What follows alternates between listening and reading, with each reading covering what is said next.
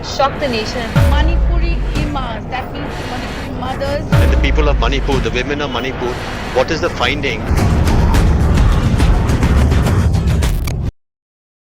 11 जून 2004 मणिपुर की एक शांत रात। एक छोटा सा घर, एक माँ और बेटी सो रही थी। रात के करीब 12 बजे दरवाजा टूट के गिर गया और फिर कुछ आवाजें, ऊंट के चौक और एक आवाज, यही है मनोरमा देवी।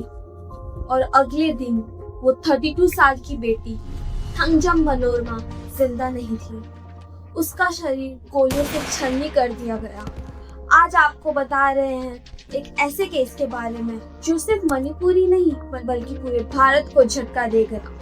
ये कहानी है थंगजम मनोरमा की और उन 12 महिलाओं की जो नंगी होकर सड़कों पर उतर गई थी ताकि पूरी दुनिया उनकी चीख सुन सके। क्या ये सच कभी सामने आएगा? क्या न्याय मिल पाएगा? और क्या आप भी इनके साथ खड़े होंगे?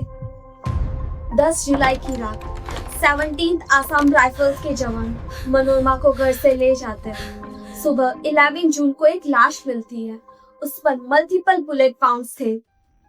फॉरेंसिक रिपोर्ट ने टॉर्चर और सेक्सुअल असॉल्ट के निशान भी दिखाए। और सिर्फ पीठ पर नहीं, बुलेट मार्क्स उसके जेनिटल पर भी थे। पर आसाम राइफल्स का कहना था वो भाग रही थी इसलिए गोली चलानी पड़ी। लेकिन सबूत कुछ और ही कहानी सुना रहे थे। मर्डर के सिर्फ 4 दिन बाद 15 जुलाई 2004 इंफॉल में एक ऐसा मंजर बना जो इंडियन हिस्ट्री का सबसे डेयरिंग प्रोटेस्ट में से एक बन गया। मीरा पाइडी, मदर्स ऑफ मणिपुर के नाम से जानने वाली 12 महिलाएं कांगड़ा फोर्ट के बाहर बिल्कुल नंगी खड़ी थी। उनके हाथों में एक सफेद बैनर था जिस पर लिखा था Indian army rapers, we all are Manorama's mother. Bharat के कंजर्वेटिव सोसाइटी में माओ को अपने कपड़े उतारकर प्रोटेस्ट करना ये सिर्फ एक गुस्सा नहीं था, ये कल्चर वेपन था। उन महिलाओं का मैसेज क्लियर था, तुम हमारी बेटियों के साथ ये नहीं कर सकते। इस प्रोटेस्ट की तस्वीरें BBC, the guardian, New York times सब जगह छप गई। और तभी मणिपुर सरकार को मजबूर होना पड़ा जस्टिस इंक्वायरी बनाने के लिए। इंक्वायरी के चलते मणिपुर गवर्नमेंट ने justice C Upendra Singh commission को सच्चाई ढूंढने के लिए बिठाया। विटनेस ने बयान दिया, सबूत इकट्ठा हुए। नवंबर 2004 में रिपोर्ट सबमिट हो गई। मिसकंडक्ट क्लियर था, पर यहाँ आया AFSPA का शेर, armed forces special powers act. इस कानून के तहत डिस्ट्रीब्यूट एरिया में फौज पर क्रिमिनल केसेस चलाने के लिए सेंट्रल गवर्नमेंट की परमिशन चाहिए होती है। और आसाम राइफल्स ने कहा, We were on duty.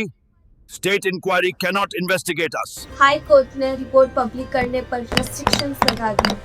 Soldiers court में अपीयर ही नहीं हुए। केस फ्रीज हो गया।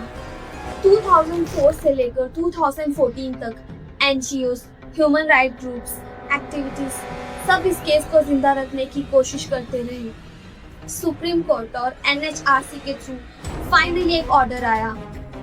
मनोरमा की मां को 10 लाख का कंपनसेशन दिया गया। लेकिन कोई कन्वर्सेशन नहीं हुई, कोई सोल्जर जेल नहीं गया। मनोरमा की मौत ने एक मूवमेंट को जन्म दिया।